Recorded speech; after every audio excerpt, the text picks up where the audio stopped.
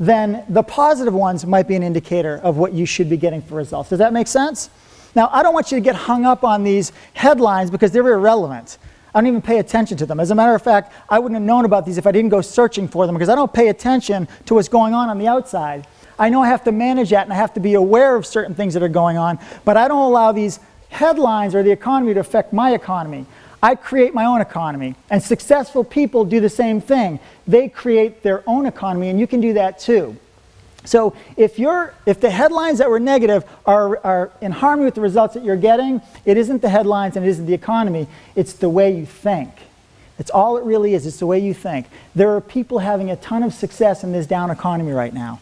In any economy, there are people that are winning, and in any economy, there are people that are losing. When the economy was strong, we had a lot of people that were struggling as well. So it has nothing to do with the economy. You create the economy. And you do that through your business, and you do that through sales, and you do that through your life, how you spend your money.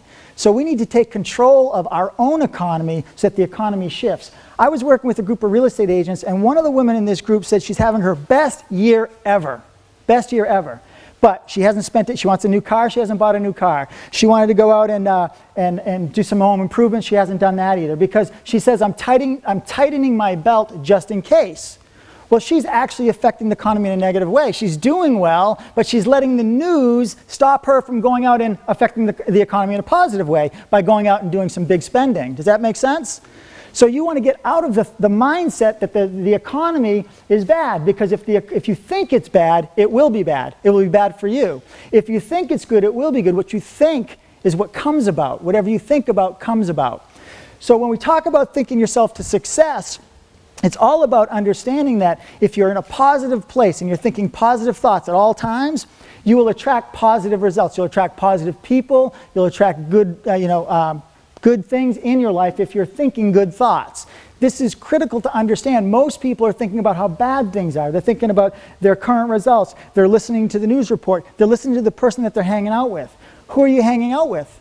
Are they negative? Because if they're negative, they're putting you in a negative place. Maybe the person you drove here with was negative. When you leave here, either find a ride with somebody else or walk home, because that person is going to literally bring you down. You got to be careful. And I know that some of the people that are negative in our life, they have our same last name and we're stuck with them, okay? But try to spend as much time as you can with positive people, so that when you're with those negative people, maybe you're impressing your positive attitude on them, and maybe they shift and become more positive, okay? Now, I'm working with a company right now, and this company happens to be in the same economy we're all in, and this company happens to be in an industry that the news reports are saying is suffering. They're in the home improvement industry. Would you all agree that the home improvement industry right now, according to the news reports, is not a good industry to be in? Well, I started working with them in January, and we went through a program that I'm teaching them.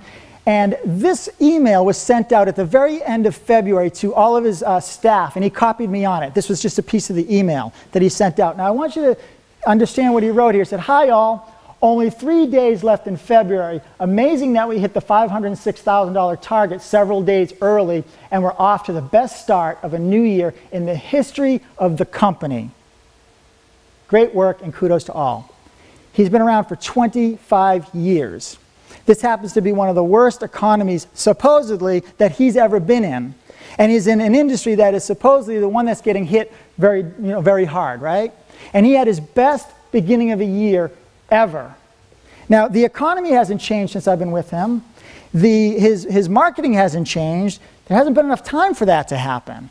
Okay? He hasn't made any changes in his business model. You know what he changed? The way that he thinks. And you know what we did? We changed the way that his salespeople think as well. We said, stop thinking about people not wanting to spend money and start thinking about how much money they do want to spend. Because people do want to spend money. Don't we love spending money?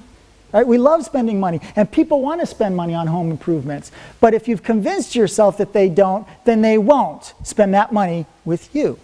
And whatever industry you're in, it's the same thing. If you think they're not going to spend the money with you, they won't. But they will spend the money with somebody else. I work with car dealers. It's the same thing. They think nobody's going to spend money when they walk through the door. And because they think that, they're sending out a vibration, if you will, a vibe, a negative vibe that these people aren't really going to buy, and those people don't buy. And they wonder why. They go buy from somebody else, another company who doesn't think that way. So it's very, very simple to understand that all you have to do is stop thinking negative, start thinking positive, and the results will begin to improve. Now, there's one thing that I want to sort of share with you when we start talking about thinking positive, because you can't just think positive and all of a sudden have millions of dollars in a successful business, okay? It's thinking positive is just the starting point. It's the cause. The effect is your result. But in order for this thinking positive or creating an image in your mind of what's beautiful, something that's really going to create success in your life, for that to actually manifest into physical form, so it goes from an image into physical reality, the conduit between the picture, the imagination, and reality is your emotion.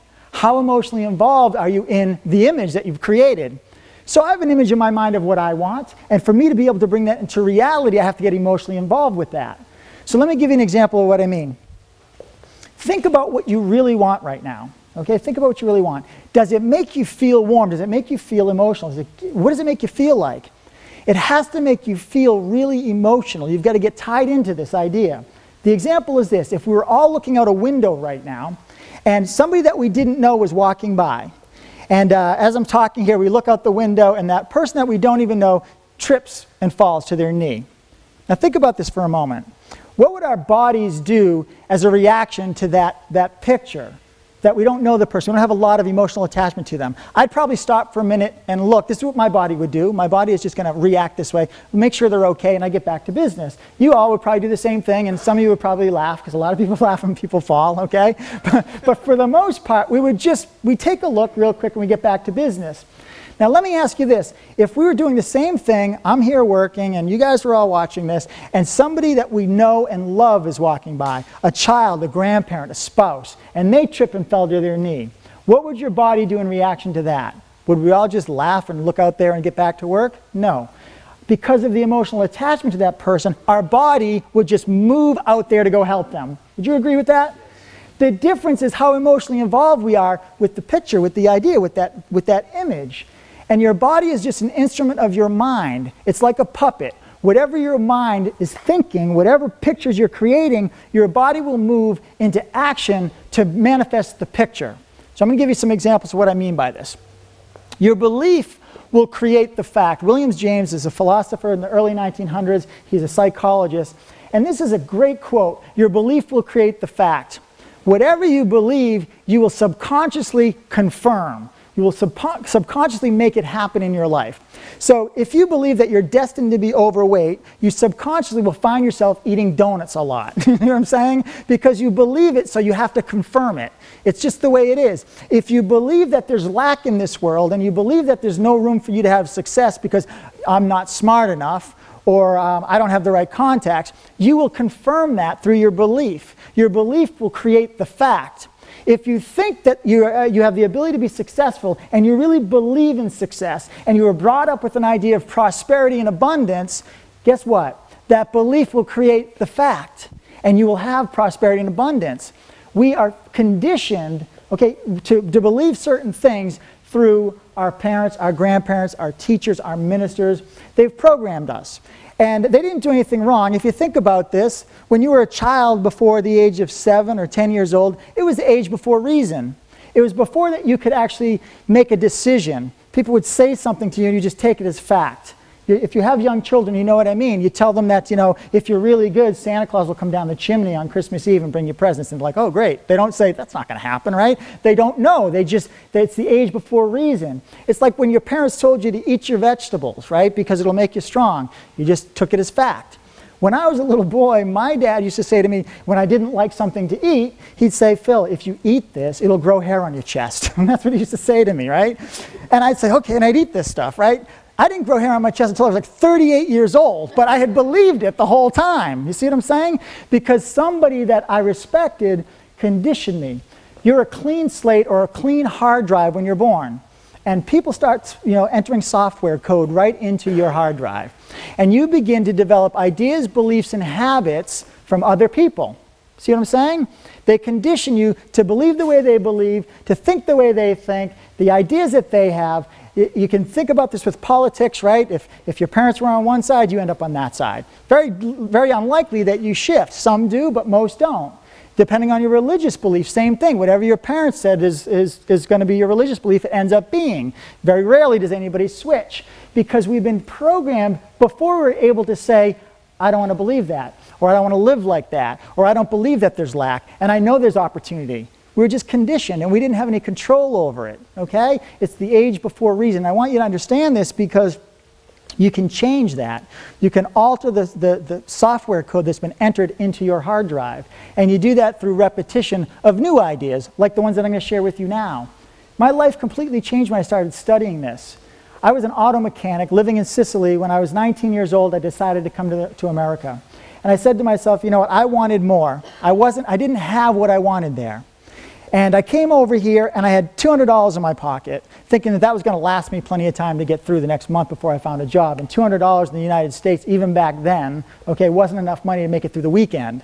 And I was very fortunate. I got a job at a Mercedes-Benz dealership, very fortunate. And the only reason why I got that job is because the gentleman that I interviewed with happened to be from Sicily. You see, to get that job, I would have needed a high school diploma and 2 years worth of trade school to get into a Mercedes-Benz dealership. I didn't have either of those things. But I was very fortunate. When I walked in, this man, I owe him a lot. He gave me the job anyways based on the fact that he was from Sicily, I was from Sicily. He understood that I grew up learning how to work on cars the old-fashioned way, right? I didn't go to school. He gave me this job. I was having some good success in that industry. Things were going pretty good for me. And I ended up getting married. We had a couple of kids, and things were going okay. And then I thought to myself, is this it for us? Is this all I'm going to provide for my family? And it was a good life, but it wasn't what I came here for. And I didn't know how to go out and get more. You see, I hadn't studied anything after high school. I never went to college. And I was thinking to myself, you know, what am I going to do to get more? And my dad used to say to me, just work harder. That was his conditioning, right? Just work harder. And I worked harder, and I worked more hours. And I made a few more bucks, right? But I didn't get more. I didn't actually become more. And I knew to become more, to have more, I needed to become a different person. And I didn't know how to do that. And we had just built a home here in Bellingham, and things were going really good. And I went to church with my family, and after church with my family, we were heading out back, and they were having a fair, a church fair. It was right here in Bellingham, and I was walking by a table similar to this, and it had a bunch of used books on the table. And I remember walking by that table, and I hadn't read a book since high school, and a lot of people don't, by the way, read books till high school, after high school. And I'm looking at this book, and this book, the title of it just grabbed onto me, and it wouldn't let go. The name of the book was Think and Grow Rich by Napoleon Hill. Anybody ever read that book? That book is good, excellent, right? That book is an amazing book. Well, I picked up the book, and I remember walking around this church fair with this book in my hand, and I was embarrassed by it. Anybody ever get embarrassed sharing your dreams and goals with people? This book talked about becoming wealthy. And I was an auto mechanic, and I thought that if somebody saw me holding that, they would make fun of me, because growing up, my whole life, people made fun of you if you had a dream that you shared with them. So I took this book, fortunately, and I was holding it facing my chest so nobody could read it.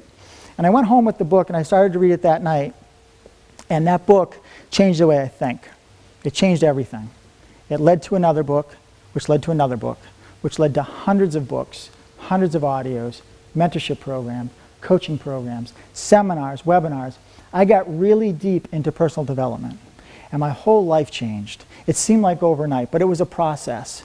I found myself going from mechanic at that dealership to literally running the dealership group. Literally, I was the successor to the president of the company who was going to be retiring 3 years out, and here I am, in writing, successor to him. That was my next jump.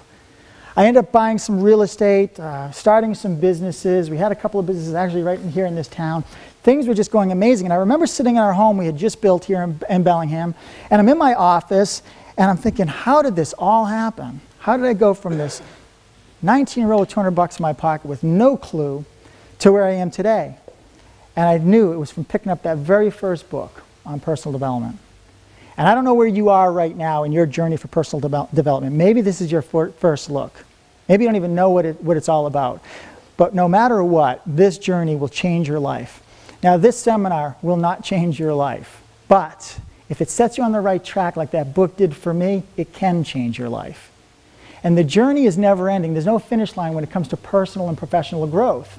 And I'm still learning every day. And I have a coach. And I'm still teaching and learning, teaching and learning. And the more I teach, the more I learn. It's a never-ending journey. And you need to get on this journey if you want things to grow for you. Because everything grows on the outside when you grow on the inside. You first have to grow inside for things to grow outside. People say, you know what, I want to have a better business. I'm like, well, then you've got to become better. I want to have a better relationship. Then you've got to become better. I want to be a better father. Then you've got to become better. So you have to grow inside for things to change on the outside. And that's really as simple as it is. But most people won't do what it's necessary to do to grow, to become better on the inside. So I want to share with you how you can change the way you think by understanding some concepts of the mind. Now, I want to share with you one quick thing before we go forward here. This is about belief. And Roger Bannister, most of you know who this person is, right? In 1954, he ran the first 4-minute mile, right? Now, before he ran that 4-minute mile, doctors and scientists all said that it was physically impossible. They said that your nervous system would literally create such an impact on your body that your heart would explode and you'd die trying. So nobody had ever done it. Well, Roger Bannister said, that's not true. I can make this happen. I know I can do it. He had a different belief system. And he ended up running the mile in less than 4 minutes, first time ever. Well, think about this. That was because he believed he could. See, most people, they say, I'll believe it when I see it. Anybody ever hear that? I'll believe it when I see it. Well, isn't it too late if you can already see it? It's a fact. There's nothing to believe. It's already there, right? Well, to be successful, you have to see it in your mind's eye first. In other words, you have to believe it before you see it in the physical world. And that's what he did. He believed it first. Now, 12 months after he had already broken this record, all right, ran the mile in less than 4 minutes, dozens and dozens of other people had done it as well. Now, how come after he did it, so many other people were able to do it? What's the reason behind that? The simple reason is now they believed it because they saw it. And when you believe it, everything changes for you. But see, successful people believe it before they see it. That's the key to your success. If you're in business right now and you have an idea of having a global business all over the world, and you actually believe that that's possible, you will act based on your belief, and the belief will become a fact. That's how it works. It's very, very simple. All you have to do is believe it, get emotionally involved in it, and your body will start to move into action to manifest the picture, just like the example with the person tripping outside. Your body will move based on the emotional attachment to the picture. And the picture has to be something of grandeur. It has to be something that's beautiful, so it moves your body. Because if it isn't emotional enough, you won't do what you got to do to make it happen. See, successful people are willing to do what unsuccessful people are unwilling to do. Successful people will do what failures don't like to do, and they'll do it over and over and over again until it becomes a habit. And once it becomes a habit, they create success without even knowing it. They do it unconsciously, all unconsciously. You probably know some of these people. They're very successful, and you ask them, what are you doing? I don't know. They have no idea why they're so successful. They've developed success habits. They've developed the habit of doing things that most failures aren't willing to do. We are overwhelmed with business. We're staffing up. This was a quote from one of my clients. He owns a architectural firm. He hired me about 90 days ago. And he hired me because he was thinking of closing his business. 20 years in business, thinking of closing it. Now, I worked with him for about 90 days. We're still working together. And he said to me this. He said, we're overwhelmed with business now. We're staffing up. What happened? Nothing happened in the economy that made a difference. Nothing happened with his business model. Nothing changed with his marketing. But he changed. He decided that he was going to stop thinking about how bad things were, stop thinking about how developers aren't developing anymore, and he was going to make a difference in the way he thought. And he did that, and everything changed in his business. He's now hiring rather than closing down. Now, I'm not saying this to brag or boast because I didn't do anything. I just told him to stop watching the news. Stop listening to talk radio. It's toxic. It's bringing you down. Stop talking to people that are telling you you can't make it. His own brother told him, why don't you just give this thing up? And he is so passionate about his business. He's so good at it. He was like, it killed him for his brother to